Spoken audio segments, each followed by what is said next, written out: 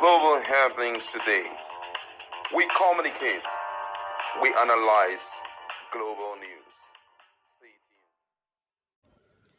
Hello beautiful people, welcome back to our channel. Finally, the Northern Governors Forum have decided to wade into the issues of Rivers State. In fact, they have decided to stand strongly in this whole issue of rivers. And what they got to say is quite interesting. They had a 10-point agenda, judging the fact that according to them, the Bola Ahmed Tinubu tax reform policies are not favorable. They rejected it and they insisted that the northern senators and legislatures should by all means not allow that bill to pass. Rejected the hearing totally. They did also stop. They talked about the issue of insecurity, how they will battle with insecurity, and the fact that they have been blessed with arable lands and they have every intention to have food security by providing all necessary tools to their farmers. We talked about the issue of empowering their youth and bringing stability to power when it comes to the issue of electrification and industrialization of that region. They talked a lot, but now they decided to put their effort in rivers issue because it's getting out of hand. Before we go into the newspaper, kindly subscribe to our channel.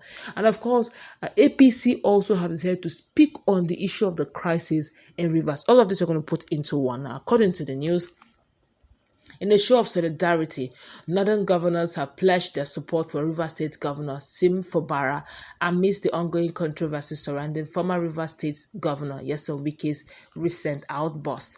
Now, according to Ado Musa, an aide to one of the Northern governors, it is unhealthy for an appointed minister to parade himself as an emperor before elected governors. It is high time something is done to caution Wike or sack him, he said. Now, the development comes as the Nigerian Governors Forum, NGF, prepares to meet today in Abuja to deliberate on issue. Now, the capacity of the current chairman, Abdurrahman Abdurazak of Kwara State, is also in doubt. And the governors deliberated on Minister Nyesom Wike's outburst while asserting Chairman Abdurrahman Abdurazak capacity as well as local government autonomy. The Northern Governors' support for Governor Fubara is a significant development in the ongoing controversy. Now, the South-South governors had previously threatened to boycott both Nigerian Governors Forum and the National Economic Council, that's NEC meetings, unless Wike is removed or cautioned. The NGF, that's Nigerian Governors Forum, meeting, which is slated for today, aims to find a resolution to the conflict within the Rivers State chapter of the party and the attempted impeachment of Governor Sim Fubara. But let's quickly find out what APC is saying concerning this matter as well. Now, according to the APC spokesperson, he said, and I quote him, that Darlington Nwaoju emphasized that Okocha's continuous appeal to the party's leadership disregard the court's decision. Now, Nwaoju stressed that APC cannot continue to take a backseat to political issues that impact the people of the state in Rivers.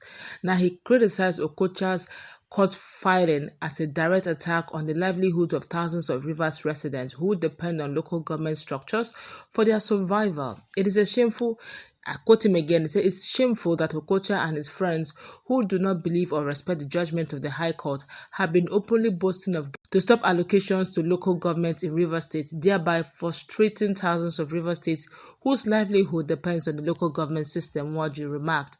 He also called on the judiciary to maintain its independence and resist becoming an instrument for political interference.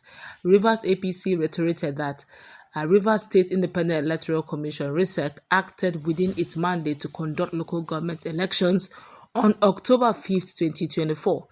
Nwaju emphasized that electoral bodies are expected to be independent and must have the spine to resist meddlesomeness from the court.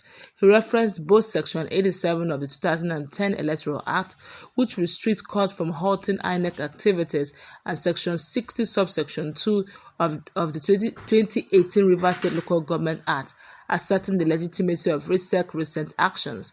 Additionally, he highlighted the Supreme Court's previous rulings on the autonomy of the local government, recalling a 2004 case in which Lagos State successfully defended its right to local funds. The Rivers APC contends that the ongoing litigation serve personal agendas rather than democratic process.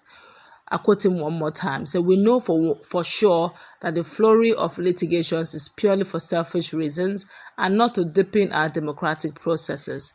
Nwaju stated, suggesting that the appointment of electoral body members be reformed to ensure political impartiality. Those are the words of the APC Rivers spokesperson.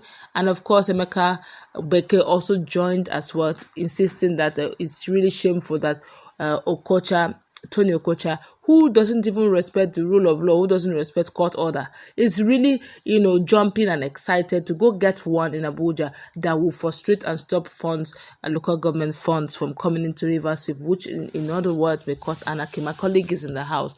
What's your take on the fact that the Governors Forum, that's the Northern Governors Forum, have decided to stand strongly with Fubara, insisting that Wike is just an ordinary appointee, not even a governor, yes, former governor, but an ordinary appointee who is doing everything to become an emperor in Rivers State? Well, I think that it is long overdue. Wike must be shown his rightful place. Nobody is fighting against his fundamental human right. But it's important for you to let people understand who they are. Yesterday, it was all over the social media when Mr. Macaroni was so angry that an appointee, whether we like it or not, Wike is just a mere appointee. There was once upon a time, the people of Rivers State voted for him and he became the governor. But right now, the position of FCT, he was only appointed by the president. The people of FCT did not vote for him. So all that he's doing and talking down on people as if the money he's using to run the affairs of that particular FCT is strictly from his pocket, Mr. Macaroni had to come on, stop this. Those people you are damning, they are not your slaves. So you control the way you talk to them. I mean, I think this thing needs to be drive home. And I feel that the president owes him that responsibility, because I believe since the president is giving him a free hand to act, he has forgotten that an appointee can never be like an elected person. An elected officer has been found worthy by the people to whatever situation that brought them into office. But the truth is that they have been found worthy by the people, their constituency, their state, to operate in a particular, in other words, it's the people that are telling them, go and act on our state. But in the case of Wike is just someone that the president feels, okay, I can work with this guy. It's all about, and guess what? People can't even talk to him much. It's the president that they should talk to. That your appointee that you call so FCT minister, put him in order, because we don't know him. We did not vote for him. And I think that's the place that the governors want to take him to. Let him realize that he's an ordinary appointee. If anything happens to Bola Ahmed Tinubu today, you understand, even if he's always out of office, all the elected officers will still remain, but all appointment will be crushed.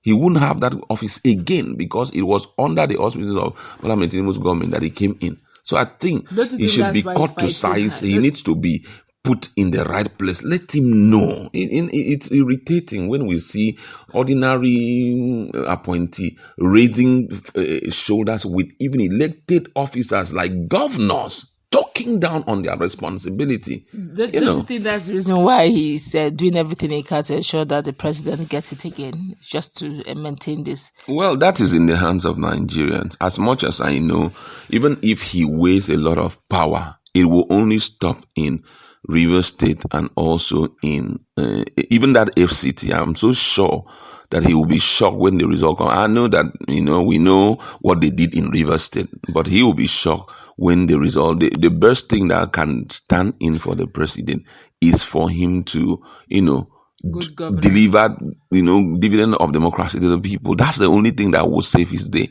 But with the way that Adeyanju has mentioned the fact that these guys have got what we call state capture, where card-carrying members of APC now occupy places where they ought not to, like INEC and the rest. Do you think really that is truly in the hands of Nigerians to decide who will rule them come 2027? I don't think so. Well, we may feel that it will not be possible, but I think that politicians should grow up in the sense that most of them still think that they can just wake up and everything change. I've realized in life that you can't just wake up to seeing everything change. The only time such can happen is maybe when we get to heaven, because no one is in charge of that place. It's only God. But when it comes to aid, God expects man, because aid was given to man, expects man to do his own part. And he's already, if you notice that he had been controlling a lot of things, trying to put people on that check and all of that, virtually all NNPP, there's fighting, the LP and all of it. The politicians should do their own part, and I don't have to tell them what to do. All right, let's go wrap it up. Let's meet in our comment section.